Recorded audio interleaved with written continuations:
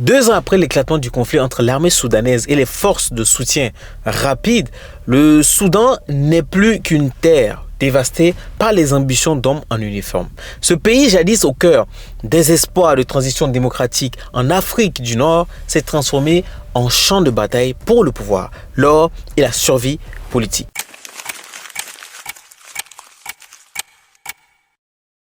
Tout commence après le coup d'État d'octobre 2021. Quand le général Abdel Fattah al-Burhan, chef de l'armée régulière, et son adjoint Mohamed Hamdan Dagalo dit Hemedti, chef des FSR, décident de renverser le fragile gouvernement civil mis en place après la chute d'Omar el-Béchir. Les 2 hommes unis dans le putsch promettaient d'assurer la stabilité avant une transition démocratique. Mais la réalité fut tout autre. En coulisses, la méfiance s'installe. Burhan veut restaurer la suprématie de l'armée. Hemedti, lui, refuse de dissoudre ses 100 000 hommes dans une structure qu'il juge corrompue et hostile.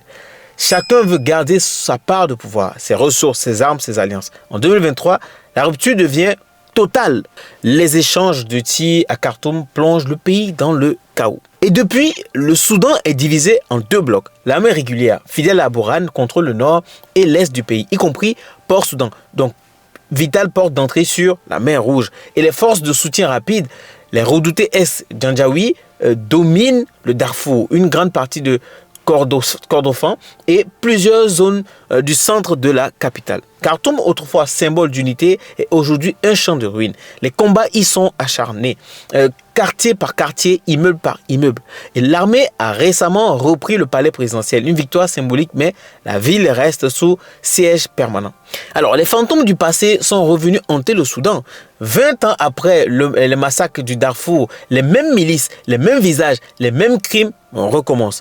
Les forces de soutien rapide, héritières directes des milices Janjaoui, sont accusées de nettoyage ethnique et de crimes contre l'humanité. Et surtout contre les populations non arabes, notamment les Massalites. Et les témoignages sont insoutenables. Villages brûlés, viols collectifs utilisés comme armes de guerre, enfants massacrés, femmes réduites à l'esclavage sexuel. Les Nations Unies parlent même d'un risque imminent de génocide, pendant que le reste du monde détourne le regard, absorbé par l'Ukraine et Gaza. Ce conflit, comme tant d'autres en Afrique, est aussi une guerre par procuration. Les Émirats arabes unis sont accusés de financer et d'armer les FSR via des routes clandestines partant de la Libye et du Tchad. En face, l'armée soudanaise bénéficierait du soutien discret de l'Iran qui lui aurait fourni des drones armés ainsi que d'une assistance logistique venue du Sud-Soudan et de l'Égypte.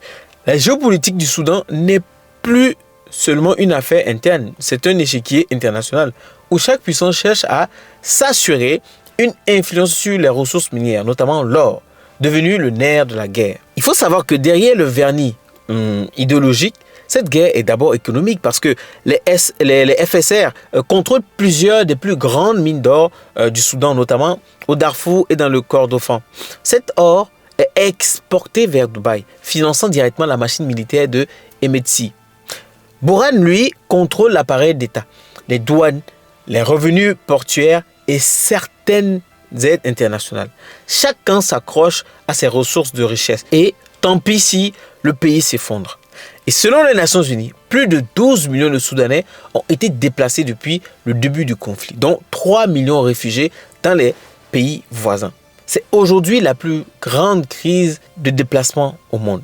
Les civils sont pris entre 2 feux, bombardement aveugle de l'armée, pillage et violence sexuelle des FSR, famine, épidémie. Les hôpitaux ont été détruits ou transformés en bases militaires. Le ministre soudanais des Finances a reconnu que les recettes de l'État ont chuté de 80%, précipitant le pays dans une misère totale. Le Soudan vit désormais au rythme des morts, des exodes et des promesses diplomatiques non tenues. Alors, face à cette stratégie, la rédaction mondiale est d'une lenteur coupable. Les négociations de paix organisées en Arabie Saoudite sous l'égide des États-Unis ont toutes échoué. L'Union africaine peine à s'imposer, paralysée par les divisions internes et les ingérences étrangères. Pendant ce temps, les combats continuent et le Darfour brûle, une nouvelle fois dans l'indifférence générale. Et face à cela, les ONG vont dénoncer une réponse terriblement inadéquate. Même les crisis group parlent d'une diplomatie terne et sans courage. Les grandes puissances semblent préférer le statu quo à un engagement réel. Le drame soudanais est plus qu'une guerre. C'est un miroir pour l'Afrique contemporaine. Un pays riche en ressources, étranglé par la corruption, trahi par ses élites militaires, abandonné par le monde. Un peu pris au piège entre la soif de liberté et les calculs des généraux qui confondent patriotisme et pouvoir personnel. Mais c'est aussi un avertissement tant que les États africains n'auront pas réconcilié pouvoir civil, armé et souveraineté économique, le cycle des coups d'État, des rébellions et des interventions étrangères se répétera. Vous savez, le Soudan, voici un peu plus de 2 ans après le début de sa guerre, n'est plus qu'un cri étouffé. Un pays immense, 46 millions d'habitants, 25 millions dans le besoin et un État en lambeaux. Et pourtant, ce silence assourdissant, celui des chancelleries, des médias, des consciences, en dit long sur notre époque. On ne regarde plus l'Afrique lorsqu'elle brûle, jamais quand elle appelle à l'aide. Dites-moi ce que vous pensez en commentaire, j'aimerais bien vous lire. On se dit à la prochaine. À bon entendeur, tant pis.